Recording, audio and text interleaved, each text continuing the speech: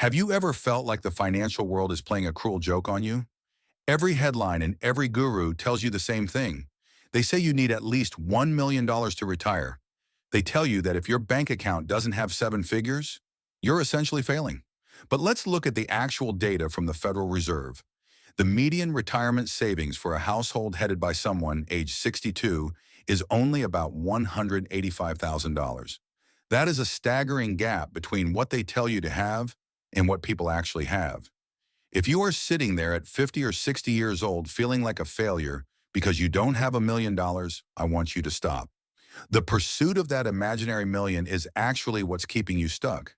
It's a goal so massive and so distant that it causes psychological paralysis. Today, we are going to talk about the only number that truly matters for your peace of mind. It is not 1 million, it is $30,000. I am going to show you why $30,000 is more powerful than $1 million mirage. This is the moment where we stop playing defense and start playing offense. Most people spend their entire lives on a financial hamster wheel. They trade their precious time for dollars just to keep their heads above water. They live in a state of constant, low-level anxiety. Will there be enough for rent next month? What if the car breaks down? What if I lose my job? When you live in that state, you are easy to control. You have to say yes to the toxic boss. You have to say yes to the overtime that steals your weekends. You have to say yes to the disrespect because you are only one paycheck away from disaster. But everything fundamentally shifts when you hit $30,000 in liquid cash. This isn't just a number on a screen. This is the birth of what I call the no power. $30,000 won't buy you a private jet. It won't let you retire to a private island today, but it gives you the absolute authority to say no. No to the job that makes you miserable. No to the manipulative people in your life. No to the fear of a broken water heater or a medical bill. When you have $30,000 standing behind you, you are no longer desperate. And desperation is the most expensive thing you can own. Think about the last time you were desperate for money. You probably made bad decisions. You took high-interest loans or accepted a lowball salary. Desperation forces you to sell your future to pay for your present. But with $30,000, you have bought yourself time. You have bought yourself a breathing room that most people never experience. Behavioral economists call this the transition from a scarcity mindset to an abundance mindset. At 30,000, your brain stops operating from a place of fear. It starts operating from a place of possibility. You start asking different questions. Instead of asking if you can afford something, you ask if it's the best use of your freedom. Let's look at the physics of wealth building. In the beginning, saving money feels like pushing a boulder uphill. You save $100 and it feels like nothing changed. You save $1,000 and the boulder barely moves. But $30,000 is the tipping point where the boulder starts to roll on its own. This is where compound interest stops being a theory and starts being a real force in your life. At this stage, you need to start seeing your dollars differently. Stop seeing them as paper to be spent. Start seeing them as your employees. Every single dollar in that $30,000 is a tiny worker. Some of those workers are your security guards. They sit in a high-yield savings account, standing watch over your peace of mind. If a crisis comes, they are there to handle it so you don't have to. Other workers are your scouts. They go out into the stock market through index funds to find more friends and bring them home. At a 7% return, $30,000 generates over $2,000 a year without you lifting a finger. That might not sound like a lot, but it's more than most people's monthly Social Security check. Your money is now working harder than you did for those same $2,000. Once you realize that your money can earn its own keep, your relationship with work changes forever. You are no longer a slave to the wage. You are the manager of a growing team of dollar employees. For those of us in the 50 to 70 age range, the biggest fear isn't just being poor, it's being a burden. We've seen it happen to our parents or our friends. The moment they lose their financial independence, they lose their voice. They have to ask their children for help with the groceries or the light bill. That loss of dignity is a pain that no one wants to experience. The $30,000 rule is your insurance policy against that loss of dignity. It is the wall you build between your life and the need to depend on anyone else. The media loves to talk about the lifestyle of the rich and famous. They show you fancy cars and expensive vacations as the definition of success. But they are selling you a lie, True wealth is the ability to wake up in the morning and say, I can do whatever I want today. $30,000 is the price of admission to that club. You might still choose to work, but you'll work because you want to, not because you have to.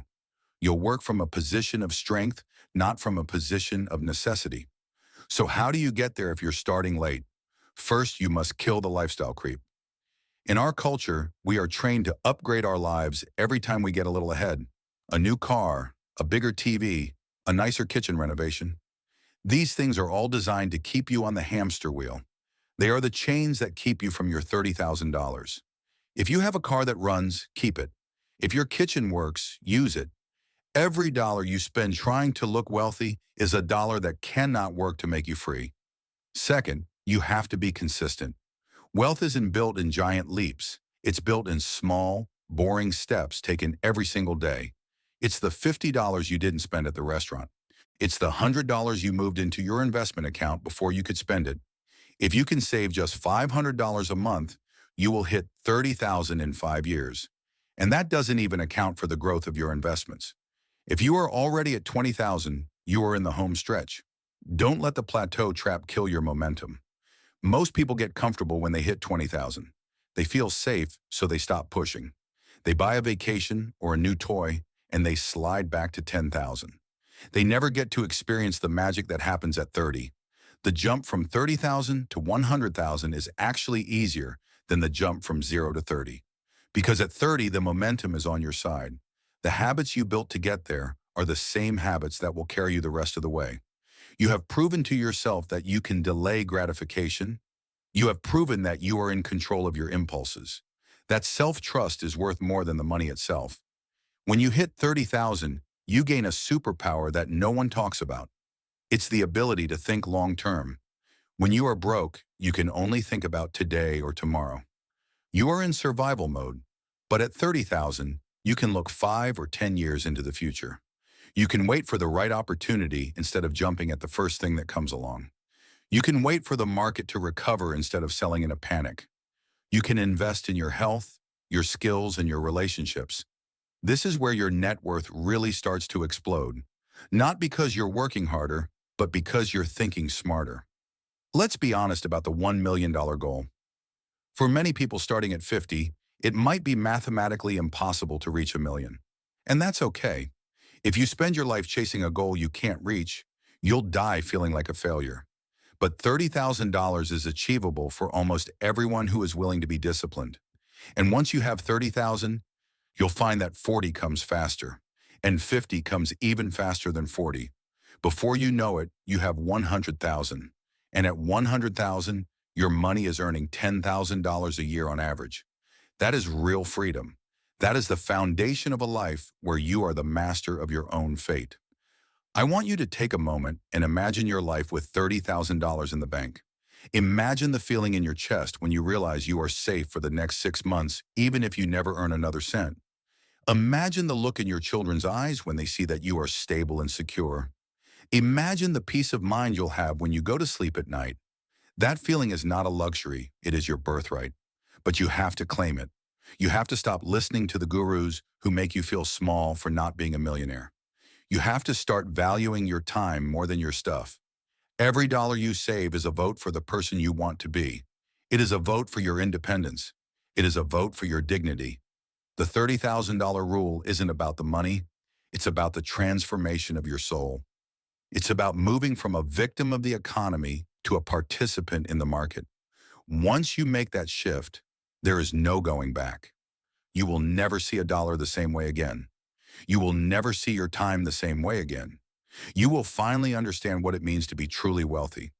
Wealth is not about how much you can buy. Wealth is about how much you can refuse. It's about the power of the word no. So start building your wall today. Save the first 100, then the first 1,000. Keep going until you hit 30. And when you get there, take a deep breath. Because that is the sound of freedom. That is the moment you finally stop working for money, and money finally starts working for you. You've got this. The journey to 30,000 starts with a single decision. Decide today that your freedom is worth more than your comfort. Decide that your dignity is worth more than your status. And watch how the world changes around you. The second million might be faster than the first, but the first 30,000 is the one that changes your life. Thank you for listening. Now let's go to work on your freedom